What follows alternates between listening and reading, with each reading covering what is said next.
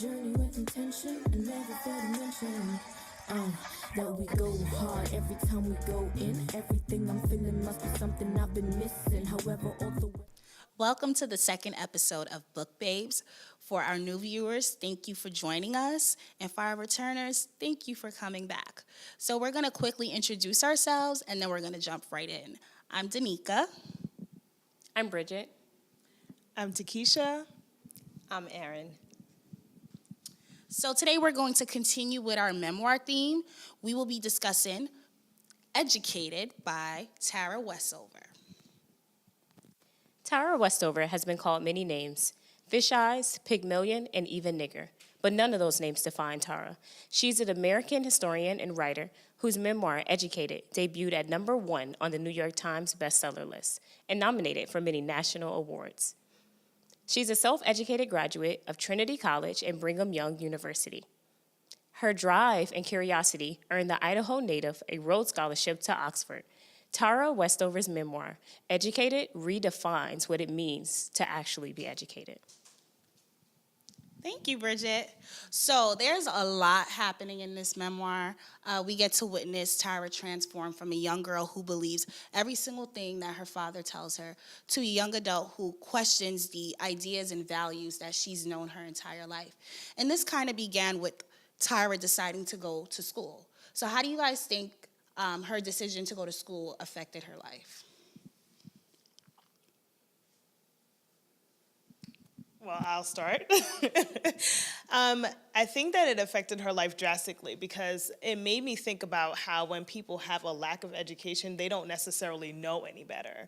So throughout the book, a lot of the behaviors that we see as abnormal were normalized for her because it's like, oh, I don't know anything outside of my farm in this household and what they're doing here. But as soon as she became educated, she started to see that these things were not okay. She finally had a word for what her dad was experiencing, bipolar. She started to understand that her brother's behaviors were abusive. But a lot of times if you lack education and or you even lack experiences of other people, you don't know that something is off. I also think that in a way it alienated her from her family and everyone that she's ever known because she became like an outsider. She was in the world that they have been living outside of for her entire life. So it kind of pushed her out of her world and away from everyone who was in that world. So I found it interesting that she decided to go far away. She went away to school. And so I think about the experience of kids here in New York who decide to go away for college and how they're open up to a whole new world. For me, I commuted for the first 2 years of school, and so I didn't really get that experience of meeting other people and learning new things. And so once I lived on campus, which wasn't that far away from where I live in Brooklyn, that's when I began to really get a different perspective and different views of the world from other people. And so I feel like that's what happened to Tahereh, and that's when she really starts to question whoa, what was going on my whole entire childhood. Another thing I would add, too, is that it gave her a choice. So, once you become educated, now you have the opportunity to make the choice and decisions for yourself. So I agree with everything you guys are saying, but definitely it gave her the choice to choose, what do you think is right? So we also begin to see Tahereh's relationship with other people outside of her community, and some of those relationships were great, and then some were not so great. I'm thinking about her relationship with maybe her roommates, her classmates, her teachers, and so I want to dig a little bit deeper into the relationships that she had with people outside of the community. I'll start that one. There was a point in the book where she's living on campus at Brigham Young University, and her roommates are wondering why is she not washing the dishes. So, thinking about the mindset that she's coming from and how she was raised in her household, and it's funny because she never talks about dishes or how they cleaned or that process. So you never hear about it until you hear the perspective of her roommates who are why are you not cleaning up after yourself? And she's well, what do you mean? So how people viewed her as this outsider, which she already felt like an outsider. So that was interesting. Yeah, Yeah, that house really must have stank. And Tara just kept saying, I don't smell anything. There's no scent. Nah, girl, there's definitely a scent.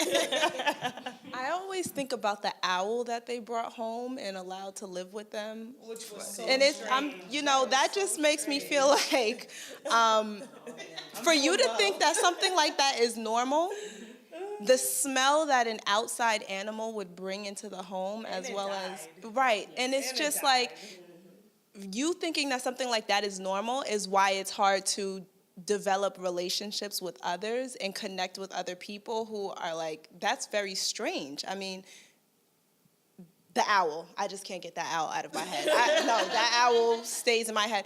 But then I also think about like how it was really hard for her to have romantic relationships. Oh, yeah.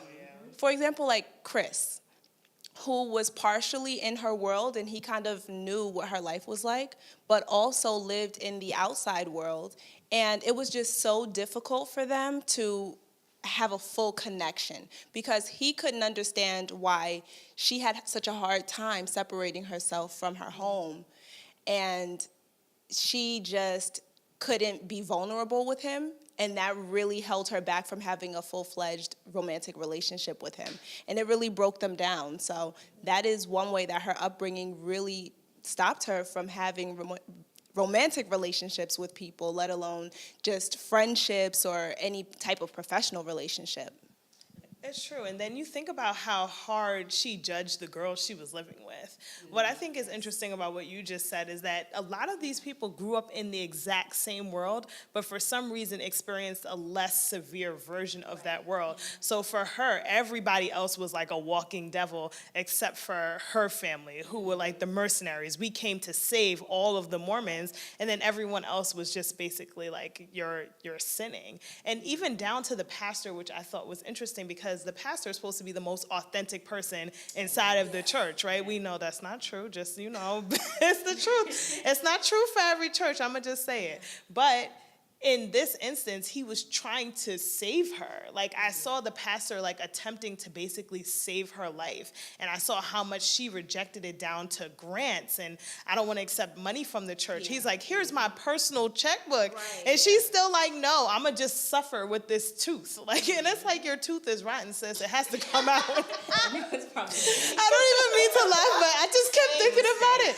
Like, your tooth is hurting. Like, I can't even imagine. Like, she's over here popping Advil every day, and for some reason she will not even accept the pastor's money. So like, you have to think about how deeply I think her father really got into her head even as a child and really made her believe that this was okay. Like, those relationships were damaged before they even started. Right. Thinking that everyone is bad. I think that was like a big part of it because, like you said, it's the bishop of the church. Why would he, but why wouldn't he be looking out for you? Why wouldn't he have your best interest at heart? But she was so damaged that she really thought any handout she received, anything that anyone gave her was coming from the government or was like blood money. Yeah. I was just going to point out, too, because a lot of it, her family, well, not her family, her entire family, but her father used a lot of the Bible to use it to his advantage, right? So, like, yes, they were Mormon, but she also states that a lot of what they did in their household wasn't true to that Mormon faith. So I think it was important that she went to the school that she went to, and she actually got to see people who followed the Mormon faith and who did not live the same way that she did. Because a lot of those ideas, like you said, the daddy with the government and like how he was afraid of the government in schools and whatnot, that necessarily isn't the way of all Mormon faith and religion. So, you know what else was interesting about that, though?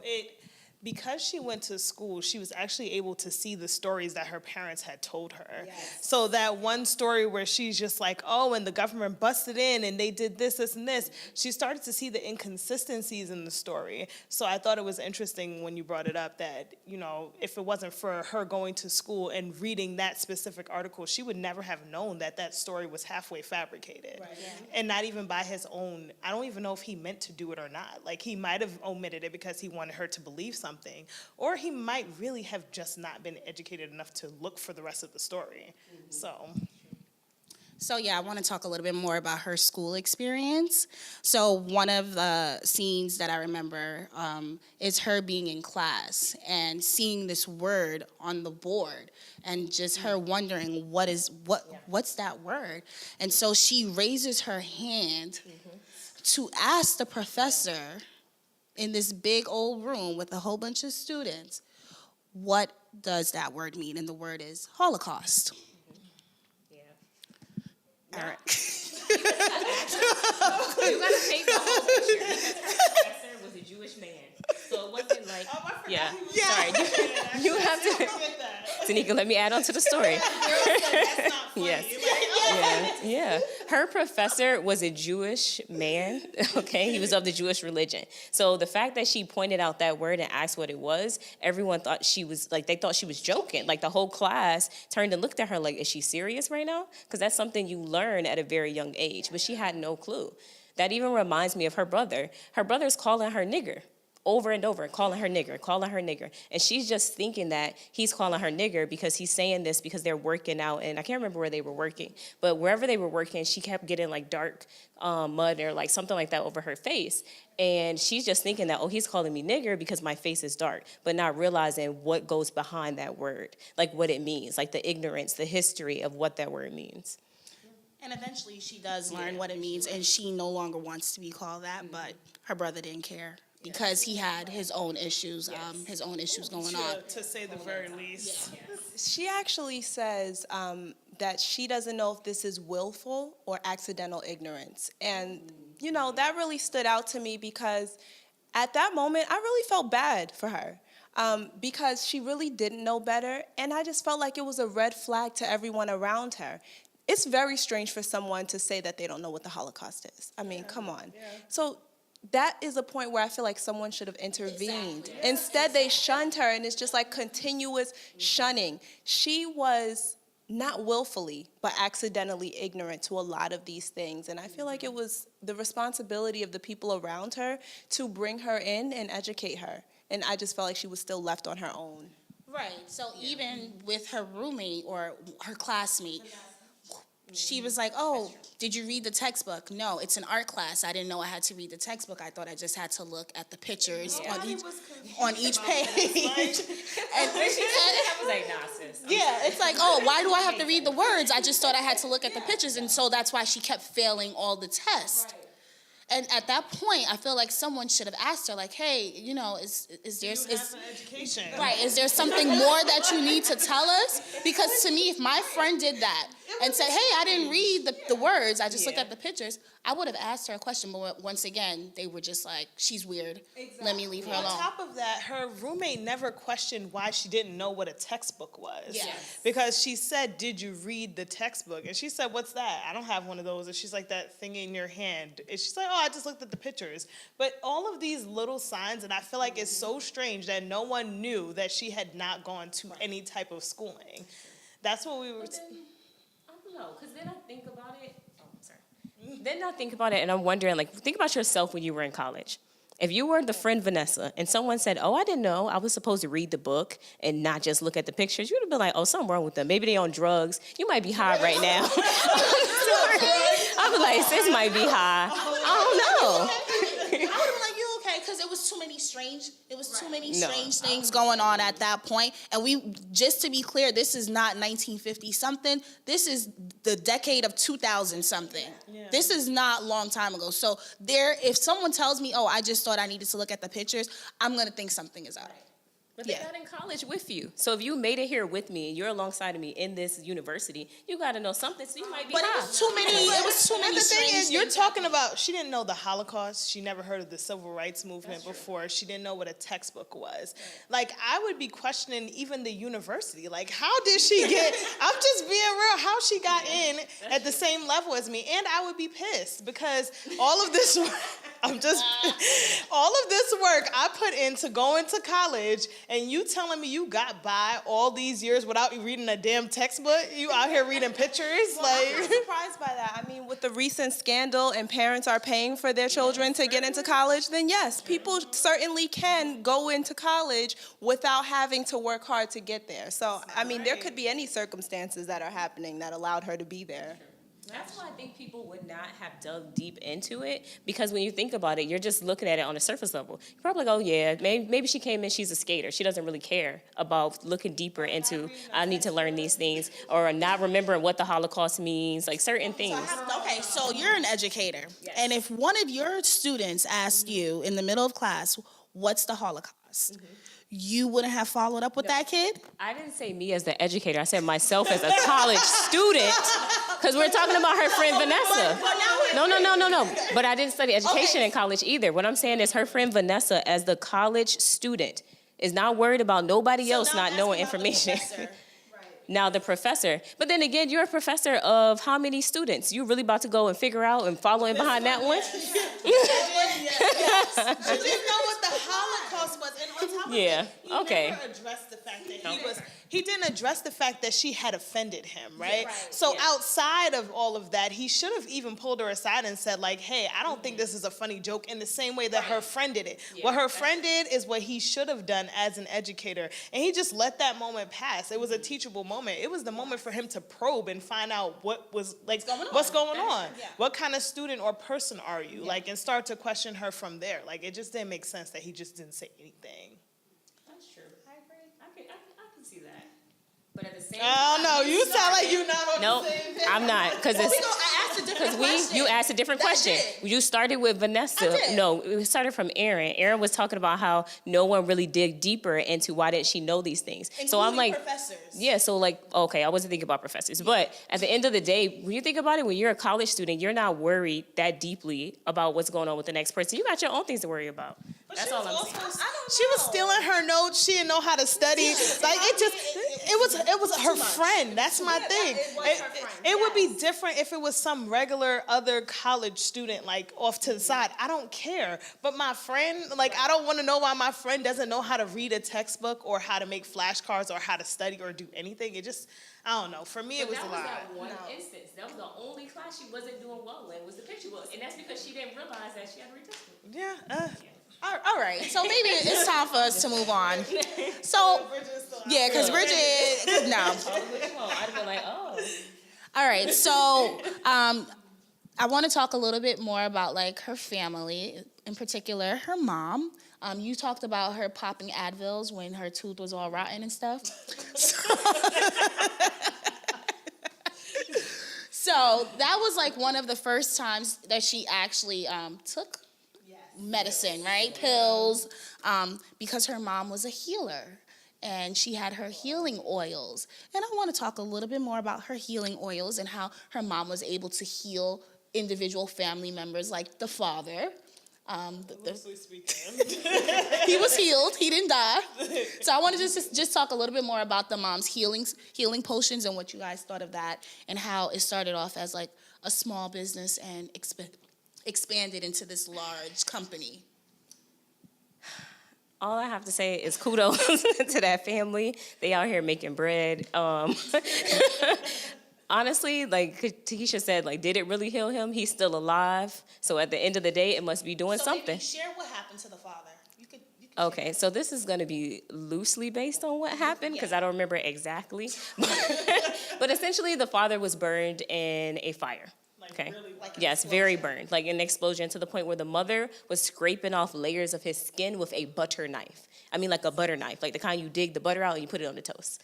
So it was, yes, and she even cut his ear off with a butter knife. So he was extremely burned, and then instead of taking him to the hospital, they took him home, and then was it on the couch he was on?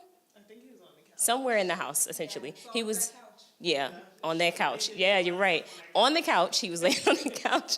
And then the mother mixed together, like, these oils, and she's rubbing these oils on him after she's already scraped off the skin with the butter knife.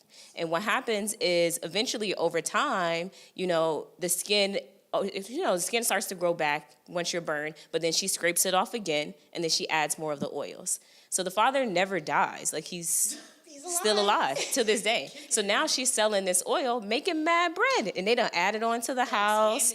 Yeah, like, it's nice now. Crazy to me. You know what? Honestly, shout out to that whole family because they really went through a lot. Like, I'm talking about, you talking about accidents. I'm not even just talking about that. Like, the come up was crazy too, but the accidents, like, one, she described her brother's brain coming out, and they were so confident in these oils that they almost brought him back to the house. And I'm like, yo, you really, the man brain is like coming out of his skull. And then she felt bad for taking him to the hospital because it's like, oh, we could see the injury. He's okay. Like, that's all right. We could have brought him back to mom. But like the amount of injuries and accidents that this family had, and they really entrusted their mom's non-official skills, but at the same time, nobody died. Yeah. Like, let's just level set. Like, although her methods were extremely unconventional, she delivered babies. She was able to heal everyone. Nobody died. Like, she must have been doing something good, which is probably why that business expanded, because people could see that it was working in some way, shape, or form. Everybody just clap, clap, clap with me now. Yeah. Clap, clap, Hey. clap to our music. Okay. Gospel, you gotta choose it. All right, so now I kind of want to move into the abuse that we read throughout the whole book. Tahereh experienced abuse from certain family members, and I just want to talk a little bit more about what she experienced living in that house. Who would like to start? So I was actually really surprised that that was a part of her story. I didn't expect it, especially because the memoir is called Educated. But I think that the abuse really changed her. And it also was a reason that she became alienated from her family. So when she began to discuss the abuse, it really separated her from them. And I think that we see that a lot in our own communities, where things that happen within the family is supposed to stay between the family.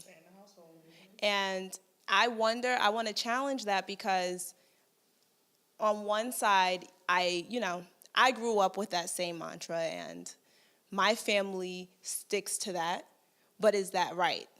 And should we allow abuse to continue in that cycle by not saying anything? Yeah, I grew up with the same mantra, like whatever happens in the household stays in the household. And I think that's a similar theme throughout many Black communities. When I saw it was in the Mormon community, I was actually quite surprised. I thought maybe they discussed it more, but I agree with you. I don't think that it's something that she should have tolerated. And the crazy thing is, too, is that she really didn't even label it as abuse for a very, very long time. It took years of education for her to understand what was happening. I remember in the book, she said she laughed it off, like as he was breaking her wrist in order to hide the embarrassment. And the crazy thing is, she knew something was wrong. She just didn't have a label for it, right? So she's like, as he's breaking and pulling back her wrist, she's laughing out loud, like trying to cause a scene, like, no, we're just playing. And that was kind of what she did. And then you see this other cycle of abuse where the same person who's abusing her is also protecting her. Yeah. We talked about how the father had this machine that he had concocted that everyone knew was dangerous, including him. And that same person who was abusing her became the protector. And I think that's something that also a lot of people who are abused don't recognize, right? It's that love-hate thing that people do. So it's like, I love you so much, I'm gonna protect you in this moment, but then I'm gonna still mess you up when I get a chance and we're by ourselves. He broke her toe. Like, it was just a lot of crazy things that he kept doing. He embarrassed her, called her all kinds of names, and it was just like, what did she do in those instances? All she did was laugh it off. It was really scary. So once Tahereh decided or became aware that this was abuse, she decided to, let's say, expose the family. And this is when everything began to go downhill for her. This is when they no longer wanted to deal with her, to the point where she was questioning her memories and was wondering, did that really happen to me? And so she would ask other family, like other people, like, hey, did you ever see any strange behaviors from this person in my family? And they were like, yeah. And then they actually took it back. Right, yeah. Because her sister. Yeah, her sister. Yeah. But that was documented, too. Her sister comes out and says, this happened to me. By the same person. Right. And then she takes it back and she's like, that never happened. You're lying. And they just all turn against her. But she also says something that really makes me wonder what happened to her brother, because at the beginning, when she starts to talk about the abuse, she says he hated himself for doing it. And that makes me wonder, what did he experience that made him do the same thing? Possibly. I definitely agree. She also talks about how she realized that the same abuse that happened to her and the sister also happened to the other brother, Tyler. Right? And how she realized that, oh, in this moment, I realized that Tyler was the other brother was his older brother as well. Right? So, like, the idea that what happens in this house stays in this house, the fact that it's staying in this house means that that cycle is being repeated over and over and over until you actually let it leave the house, open the door, expose and put a light on what's actually happening, and force people to come to terms with it. So I definitely think you need to let it out the house. The interesting thing, though, about what you said is, like, we said what stays in the house, but they didn't even communicate it to each other within the house, which, when you just said it, it just struck a memory that they weren't even telling each other. So it was not just staying in the house, it was also staying within self. Like, there was no allowance of letting that get out. Well, it's like her mom knew. Yeah, they knew. Her mom knew, and then her mom says, "Oh no, it never happened." Tara, that never happened. It was so bad that they flew across the country to try to save her. Yes. Yeah. And she didn't give in. And so it's just like the dynamics between the family members, to me, is very interesting. Like, the fact that you could say, oh yeah, something happened and didn't happen, and then get rid of your daughter in a way where she's not welcome, to me, is like, it's crazy. But also, to touch back on your memory question, right? Like, I do want to talk about that. So throughout the book, like, her memory didn't seem to match up with anyone's. And I'm not just talking even within her family. So, like, there were parts where I was just like, oh, what's going on here? You know, the accident scene is an example where her brother had gotten into a severe accident, something that you cannot remove from memory. I don't care what anyone says. Like, the accident was crazy. His head was gushing out, all kind of crazy stuff. And the person who she said helped her get her brother inside the car and then take him to the hospital says that he does not remember it. I'm like, what? That he was not there. Like, she's like 15 years later when she asked him. So, like, to touch back on memory, I do wonder how much of her memory was based in fact, like true, authentic fact, and how much of that memory was what she frankly remembered. So that's why there were moments throughout the book where I questioned if this actually happened, just because the stories were so different. They were so and different. Some of the things, when you read this book, some of the things are so unbelievable that I began to question whether this could have happened. Because how could someone not remember certain things? Right. And how could their stories not match up with you? But you also see her struggle with her own memory in that regard. So she'll say, I remember she said something about a diary entry when something had happened with her brother.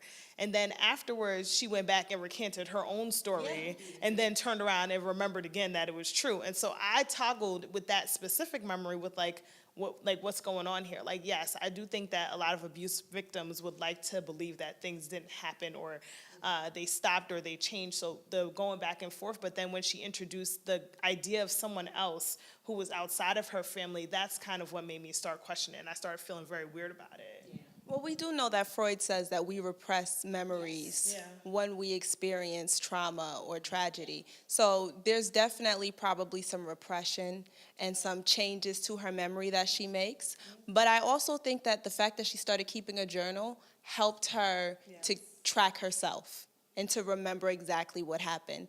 But at the same time, like you said, we do have to wonder, she's only using her account and 2 of her brothers, I believe, out of all of the children. So they really only have 3 people who are corroborating these stories. And there could be some facts that are missing or changed, but I think the fact that she has a journal, it kind of gives her some stability and something to, like, a foundation for her to stand on, because I'm sure that a lot of her memories are repressed and changed.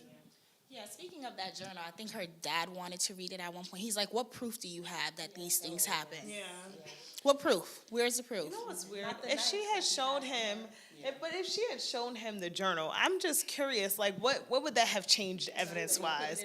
It's still that's why it's still just my memory. So when he kept on saying he wants proof and evidence, I'm like, you don't see me limping around the house, like you don't see that people are like scared to go around this one person, like, and that he even challenges you, like that's not a sign of abusive behavior. Like a lot of men in households don't really challenge their father a lot, right? And he's the only one, she said it consistently, who will yell and scream at their father in that manner and challenge him. And so it's like you see these behaviors and you still won't connect my stories.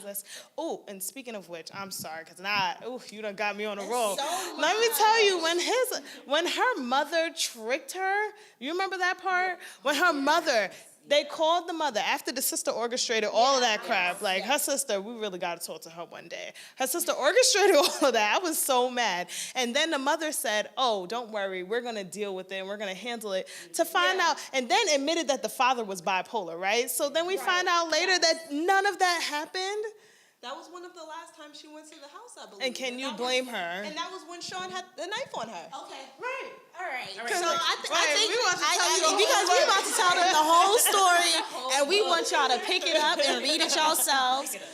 So we're gonna transition into Rate That Book.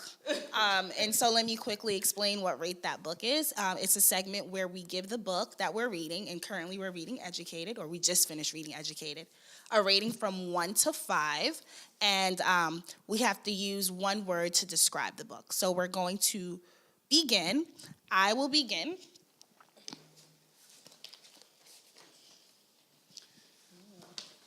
So I'm giving Educated a 5. This book is absolutely remarkable.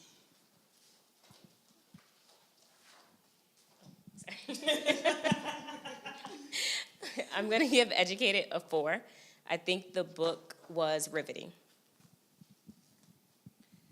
I'm going to give Educated a 4 because it was authentic. And I give it a 5. It was definitely exceptional. 1 for the books. So there you have it, Educated in a nutshell. I hope you guys all enjoyed this episode. The next book that we're going to read is Don't Settle for Safe, and our theme for next month is self-help and self-growth. So if that's something that you're interested in, we want you to pick up the book. Make sure you also follow us on Book Babes Read on Instagram. Make sure you like, subscribe, and share our work because it's dope. Over and out. Yeah, that's it. Bye. Please know the clock will tick. So while you get lit, focus on your grind. You'll reach your prime. When it's your time, will you remember? You shine. Two separate styles fight the mesh within the anguish. Misunderstood, unable to speak each other's language. Where the symmetries align, I have hopes been crushed. Loyalty, while our eyes wide shut on some Stanley Kubrick. Life's a puzzle like a rubrics in which you begat these other notes flat. Sing your soul in memory.